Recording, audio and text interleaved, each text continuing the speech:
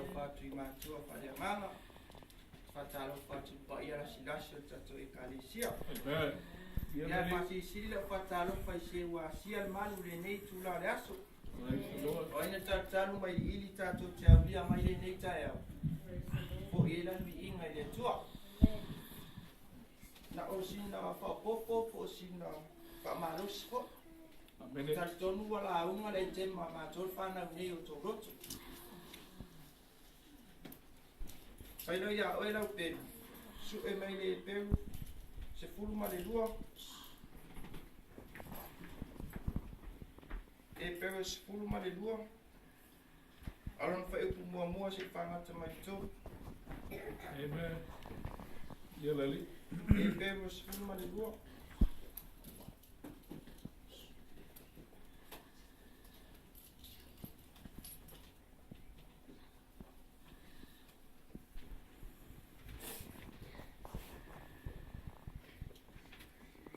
Napa umolo tu sialanga mai amen.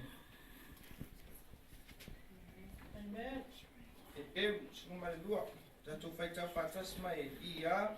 Ole nei, o e tātou foi, o lo o wano mga ia e whapotonga, o e mata mai e whapea no tō tele.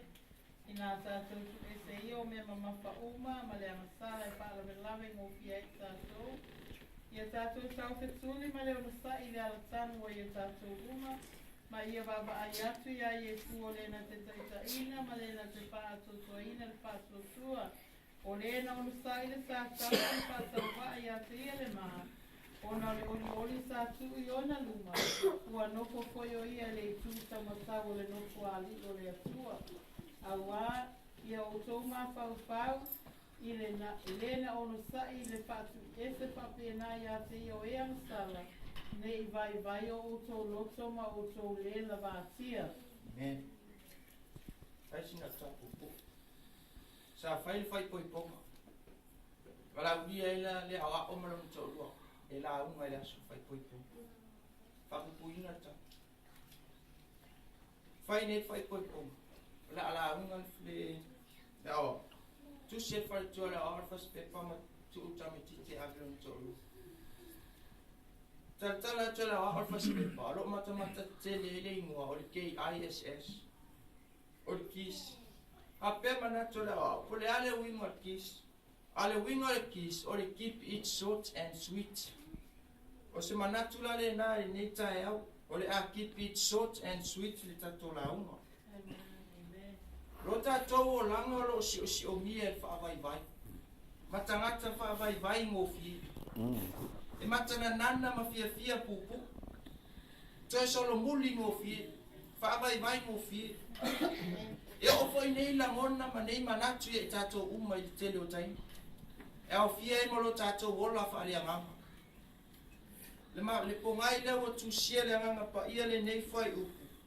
E wha manatu mai lo tatou savarima. E la matia e mana ma whaafita au. Amen. Ai e mana tuolo o iai tangata o tapua ia lo tatou tau fituli. O nisi sa mua I malai le whaatuatua. O tangata sa tau widi ma manuia. Leo lo o mata mai. O le nei. O se upo se so o inai se pakarafa. O lona whaperetani o le tea fua.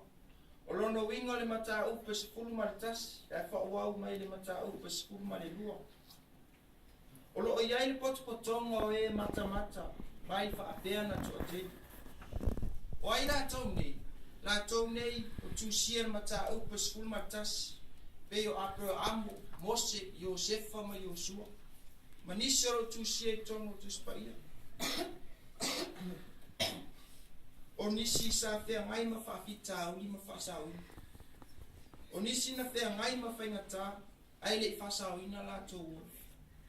Ai le suialo la tō whaatuatua. Whai mai le tusi, a whao so ina o e pe fea ngai o e ma whaingata. Ia e manatua e na mua. A tofo ina lo on sa I manatua yo, ina ua fea ngai o ia mama I whaingata. A fea ngai ma whaaso songa mana tua Iosef. A o mai le whaavai mana tua noa se laua se furu tau sanga o malua e whau le wa am whaatatati. Pe ia so no aso nei pe on fitalai tama. Fitalai no ai le nu o mai faule va. Mui tangata fai ya no, ua fai le tu. La umare upu. Le usita i tangata le whaalonu. Ona tato i loa leo. Leo tua whaingo fiene yasu. Leo ala o mai le one world government. Le new order ma lo atoa. Ale fai unga tausanga neo, tausanga fou. Maka pepe microchip Amerika. Men. Awala tato te matata o epe tato te fefe eio tato nofo sauni unie. Awale fe talai le tusi o aso pape neiro le a omai. A le o omai. A o isi o tusi e mata upes fu matas. Sa ili lua ina ili. O nisi sa ia manfe ai. O nisi sa susunu ina. Ma fa umatia la to soifua. Ai le suia lo la to fa tua ia Yesu. Amen. Ia mana tua i la to. Au e ai la to fitulim.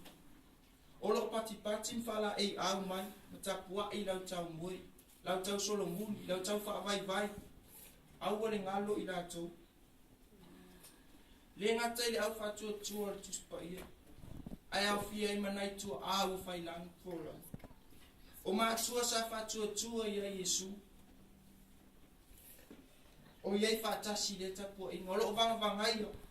Le tau whetulinga whaalea nganga o lo tātou tamumo e. O lo whaamalosi mai ina ia tau lau o le whaamoe. Amen. Ia tātou mana tua pea. La tau pe asi isi i le tai o mai. Ma mai leia le fi le tamo whai. Whaavai e lo tātou o la whatua ia Yesu. O lo musu mai o tātou taringa whaalea nganga. Whaamalosi. Le ngatala ia e tamoi, ai e tamo e male onsa. O taftulinga ele fai ngofie. Ele fai ngofie taftulinga. Me to tele u yatu le ala te. E to i te u yatu le ala vapia. Yo e sa o Somalia le lalan. Somalia le lalan. Ai le i kusita unga lele.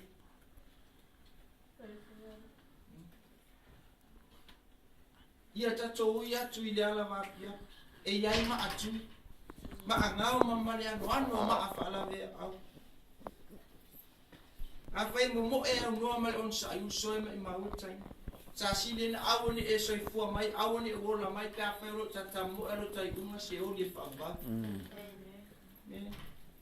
O soifuanga whaale anganga e pe si tawhitulinga i se ala mamau. E mana o bia e whaamarosi. Male o sa. Popolo uso para fa malos. Sista fa malos, tamati na fa malos. Amen. Ia ono sa, matau la ile va ai a Yesu. O ia le matanga lo fa tutu. O ia fo ile tau unga o tatou fa tutu. O ia na mataina le ngaluenga le le tutongo o tatou lo. Amen. Ai ia ono sa, matau la ia te ia. Whaingo fia na e so tatou mata mai Yesu i le tele o tai. Ai ao mai whawhita unu o tatou tō te pai e Yesu. Ai anu e whaile le ama mata e fule e whaile le ama. Ai anu e whaile le le mata e fule e whaile le le. Alo tau tinonga ya au so i le le lo aru ese mai mare atua. Ai alu ese le atua ma oi. Tala vau e le leilo pa ui lunga le ala.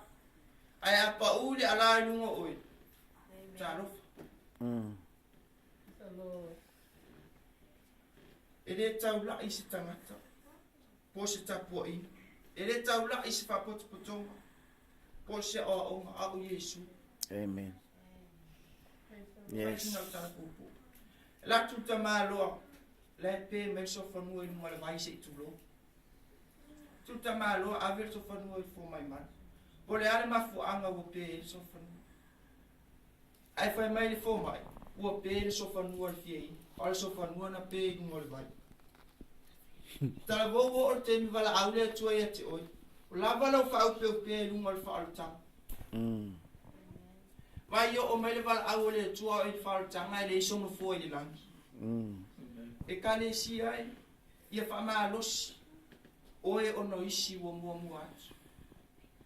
ai mana tu e whaamalosi fo inisi ono oe malau mo o whaine a tonu e te reo ilo a oro mata lau whanau ia te oe po o au o manisi oro ai oro whanau longo i au tau tino e whaamalosi lo lato whatua tua ono oe e whaavai fo i lato ono oe ai a whai e tamoe tau la i ai Yesu o te tau tino atu e fia tamoe atu ai manisi ua whaavai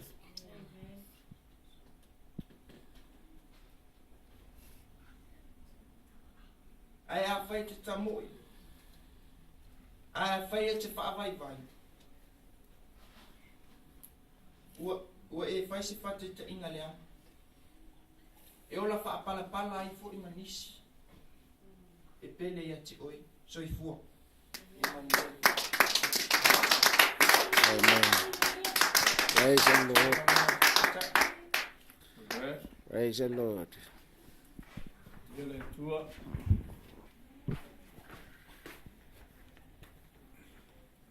Wow. We have another preacher in the house. Praise the Lord. Amen. Yeah, that's what it is. Oh, the I might not find out what that's what we sing. Got one more song. Kids, I'm waiting. I want to preach, but what one thing was that is how me. It's another time.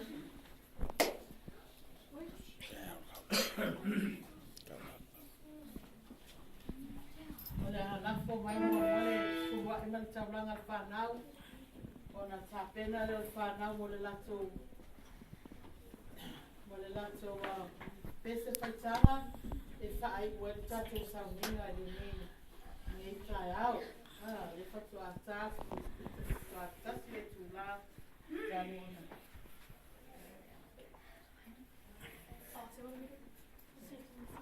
wai le talo taulanga sa fai talo taulanga mai ale au taulanga talo.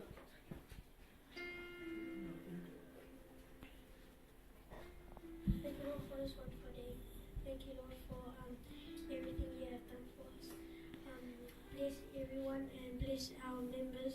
In Jesus' name, amen.